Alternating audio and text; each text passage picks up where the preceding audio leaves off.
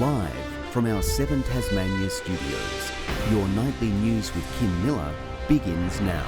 An initiative aiming to take pressure off our paramedics has been welcomed with caution from their union. Tasmanians calling 000 with a non-life-threatening emergency will now be rerouted to a medical specialist as part of a new agreement with an interstate service. Inundated with around 300 calls each day, Ambulance Tasmania has some of the worst emergency response times in the country. When people are anxious, when they're scared about their health, they might reach out to us, even if in perhaps an exact sense it's not a life-threatening emergency. A new alliance with My Emergency Doctor now keeping the line open for those who need it most. We're able to direct certain patients who might not require an emergency ambulance to a medical doctor, an emergency specialist who will be able to assist them. They have the time and the knowledge and the experience to ask those deeper diving questions as part of the secondary triage process. It's one solution to skyrocketing workloads. Without a shadow of a doubt, my incredible team are frustrated. The strategies in secondary triage and community paramedicine and partnering with My Emergency Doctor are some of the ways we can address the frustration paramedics feel. But the Health and Community Services Union says more is needed. There keeps being new announcements.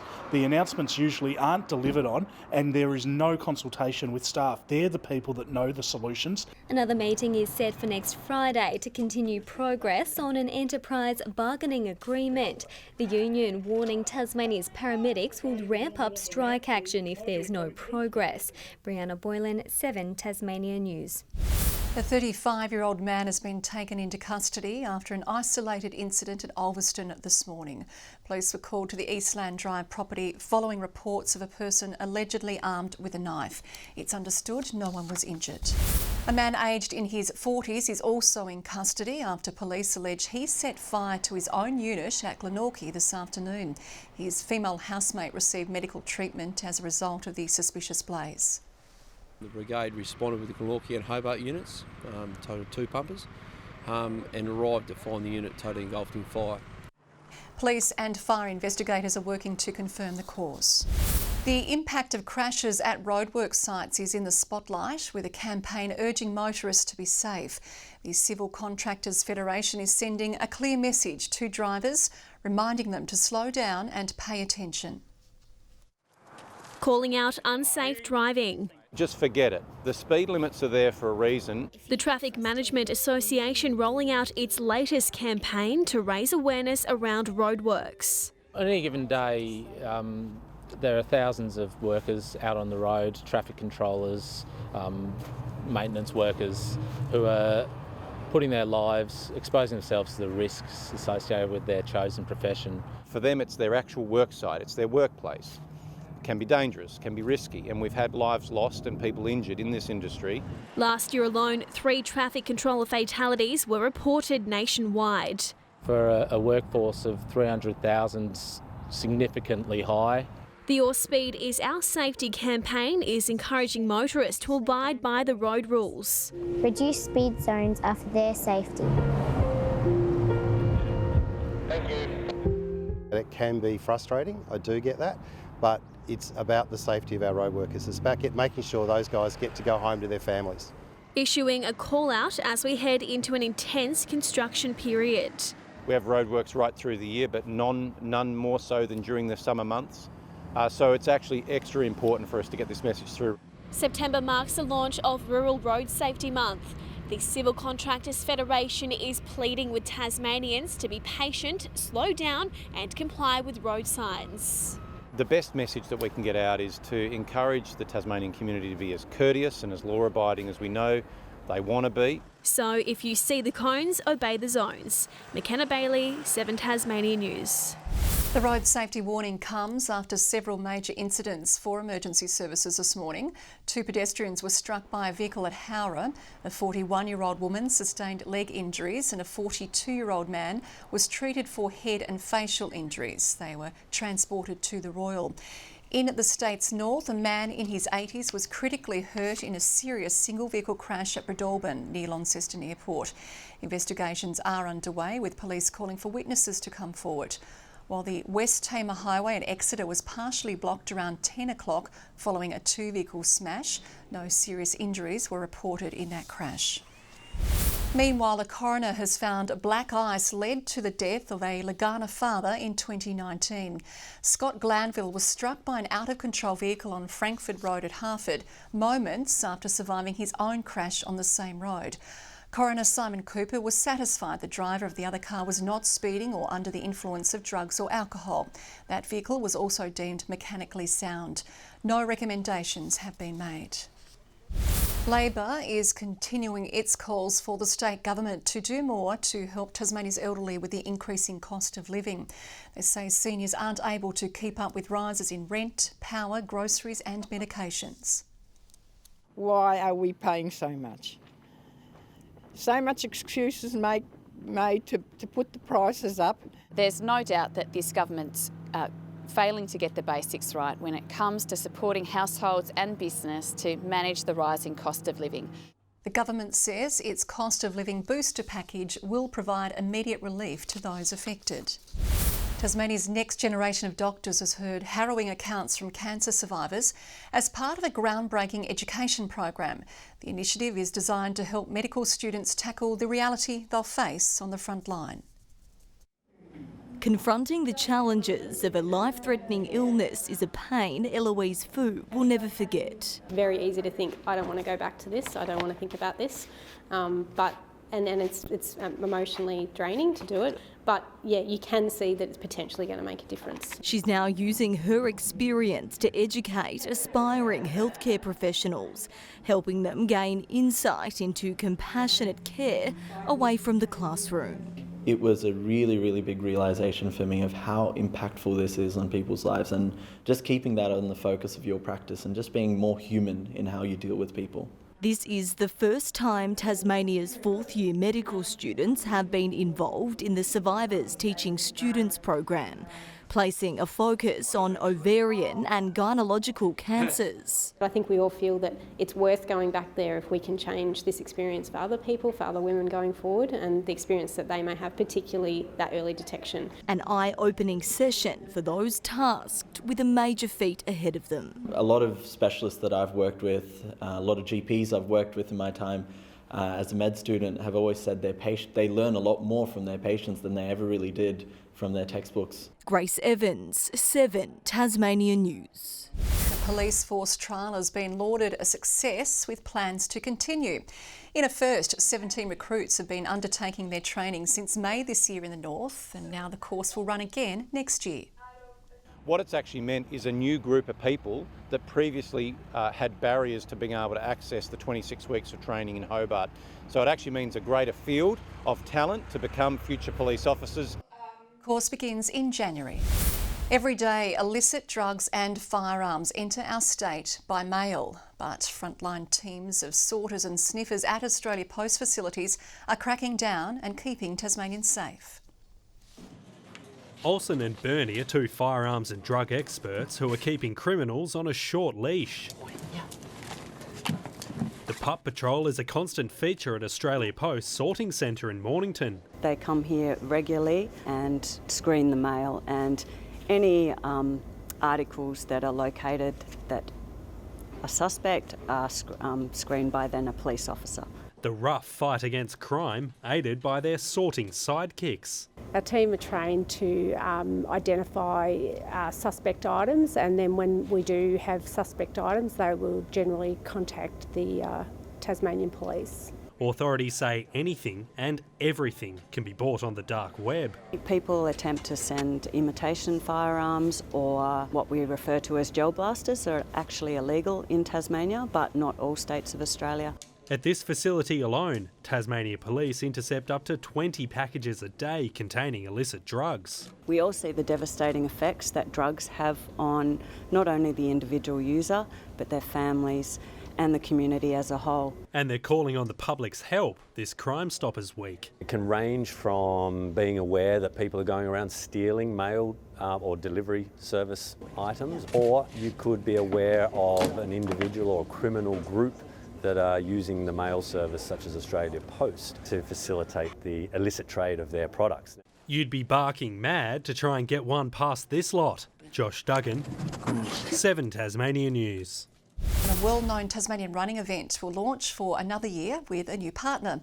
Organisers of the Burnie 10 are promising another strong event with an exciting international twist. A new partnership for a much-loved road running event. StraightLink are the new sponsors of the Burnie 10, so it'll now be known as the StraightLink Burnie 10. The Burnie 10 announcing a new naming rights sponsor, which was formerly known as Toll Shipping. We are a critical supply chain partner to the mainland and Tasmania, providing freight services across the Bass Strait. The company has strong ties to the local Burnie community as one of the largest employers. They're keen to support the event while also raising awareness of their rebrand. We want to show our commitment to the Burnie community and the Tasmanian community by supporting the Burnie 10 run. For the first time, the Burnie 10 will also host the Oceania Athletics 10km Championships. Organisers hope to attract athletes not only from Australia, but from our Pacific Island neighbours. We'll be handing out gold, silver and bronze to the first people from Australia or New Zealand or Fiji or the Cook Islands or wherever they may come from. They're also expecting a huge turnout for this year's event with the further easing of COVID restrictions. There'll be the main 10km event as well as the Elphinstone 5km and virtual running events. Registrations close on October 23. Mark Zita, 7 Tasmania News. Launceston Airport is flying high after being named Australia's Airport of the Year at the inaugural Australian Aviation Awards. The gateway to the state's north beat out the likes of Albury Airport to take home the top gong. It could be a sign of big things to come for the regional terminal, with construction now underway to double the size of the check-in hall and upgrade the retail precinct. Tasmanian students have been given the opportunity to be inspired to consider a future career in STEM. A number of different activities were on offer during the It Takes a Spark conference. It only takes a small spark to start something big. Hundreds of Year 4 to 10 students from 30 schools converging in Devonport. It's designed to spark future careers in STEM for kids at schools around the north of Tasmania. This is the second year Catholic Education Tasmania is running the conference, with state schools invited as well. The first, held last year in Hobart, with hopes to rotate it regularly between the state's north and south. This year, this is the only live STEM conference for kids in the state, so we're thrilled that we're able to do it for them. A number of industry guests providing hands-on activities and keynote speeches, hoping to encourage students to light a flame of passion for all things science, maths and technology, with STEM jobs increasing at twice the rate of other occupations in the country. I've done robot coding and I designed a drone with some other people on Tinkercad. Well, there's a process called this designing process where you have to go through different steps to finally build something and solve a problem in the world. It's not only an opportunity for students to play around with the activities. The event's also for teachers who might consider implementing similar lessons in their classrooms. Mark Zita, 7 Tasmania News. The hunt is on for Tasmania's finest food and drink producers to showcase their offering at the Taste of Summer festivities. 75 stallholder positions are up for grabs as organisers search right across the state for a mix of new and established businesses. We want lots of seafood, lots of fresh summer fruits, the small berries, all the colourful, beautiful foods of summer. It's great just to be there, be part of the community, exchange food, try what people have to offer, because it's all really amazing, fresh and Tasmanian, which is the important part of it. Applications are now open online and submissions will be welcomed until September 23. A group of dancers is proving age is just a number when it comes to art as they prepare to dazzle Tasmania's public with their production Heirloom. The performance is partly funded by a $5,000 Creative Hobart grant and pays tribute to thousands of women deported to Soviet Siberia. Explores those ideas around women's work, women's exile in this situation, women coming together and caring for each other. I'm finally, with the last few rehearsals, understanding the whole journey of the piece and what it means, and I think it will touch a lot of people. The production is sold out tonight but will run until Sunday. Today marks 20 years since natural gas started flowing into Tasmania from the mainland. Although gas still makes up only a fraction of the state's energy supply, there are plans to expand the network's reach. Celebrating natural gas on the gas. Duquesne's new brewery is the latest business tapping into the pipeline. Gas is really important to that, actually. We're running a steam boiler to fire our brew house because steam is the best way to make beer. The 700-kilometre pipeline has been feeding gas into the state for 2 decades, costing $400 million and taking 4 years to come to life. It now supplies 14,000 households and around 1,000 businesses. There was a need identified about 25 years ago that the state needs more diversity in energy supply. The network has sites for expansion into Smithton, but sizable parts of Hobart and Launceston still aren't on the network. While we're going through an energy transition, there's still some businesses that simply don't have any option other than for natural gas, and they see it as the best solution. As for the brew house, Duquesne will have this space finished and open for business in 3 weeks' time. It'll convert Launceston's old Allgood store into a modern brewery and dining hall, a $5 million investment. The name Duquesne comes from the Duquesne Range, which is part of the Overland Track, of course. And so in this space, we're going to be highlighting some amazing walks. No need for a tent here, though. It'll be far cosier once the dust settles. Tom Johnson, 7 Tasmania News. Well, 3 Tasmanians are without a football home tonight. Hawthorn has swung the axe on North Launceston's Jackson Callow after playing 3 games this year. North Melbourne's Matt McGuinness and Pat Walker have also been delisted without playing a game for the side. The pair had appeared 17 times each in the club's VFL team. A spot in the grand final is on the line for Cygnet and the Huonville Lions in the SFL. The 2 sides faced off in last year's decider, which Cygnet won thanks to a huge second half. No second chances, pressure's on, but just play as a group and stick together. We'll be looking to get one back on them after last year, definitely. So, yeah, it'll be an interesting game. The game's on at Huonville tomorrow. The winner will play Lindisfarne in the decider. Overseas, Kyron Bacon-Starr continues to rise in France. He rose to 13th overall at the International 6 Days of Enduro. The Tasmanian has also helped Australia close the gap on second place in the teams category to less than 30 seconds. It's Bacon's first time competing overseas. And after last night's incredible game of footy at the Gabba, tonight's Friday Flashback has unearthed a long-forgotten clash when the Lions of old, Fitzroy, took on Richmond in Burnie. The match in 1991 was the start of Fitzroy's brief tenure in the state, where the club tried to make the Apple Isle its own. Well before the Brisbane Lions we know today, there was the Fitzroy Lions. Rich in history but poor financially, the club headed to West Park for a pre-season game against Richmond in 1991. The mission? To make Tasmania a home away from home. Obviously the crowd will be affected if we can't perform at our best. So with the brass band in full swing, Fitzroy tried to get in tune, but early signs were worrying as Richmond threatened to make light work of the Lions. We hope that our boys can have a good head out today. I mean, it's important for some of them to have the run and to find a little bit of touch. The Tigers led at every change, but the Lions fought back in the last, reducing the final margin to 8 points. It laid the foundation for 2 games at North Hobart Oval later that year, but any local support was seriously tested as the Hawks thrashed the Lions by 25 goals. Darren Jarman kicked 5 of them. The news report summed up the performance. It was play like this that typified the Lions. And when they returned in round 13, Tony Lockett hammered the nail in the coffin. A booming punt kick is nearly there. In fact, it is there. Fitzroy later abandoned its Tasmanian experiment, and by 1996, the club's time in the AFL was finished. The end of an era, the end of an age. Poignantly bowing out on foreign soil at Subiaco in the league's centenary year.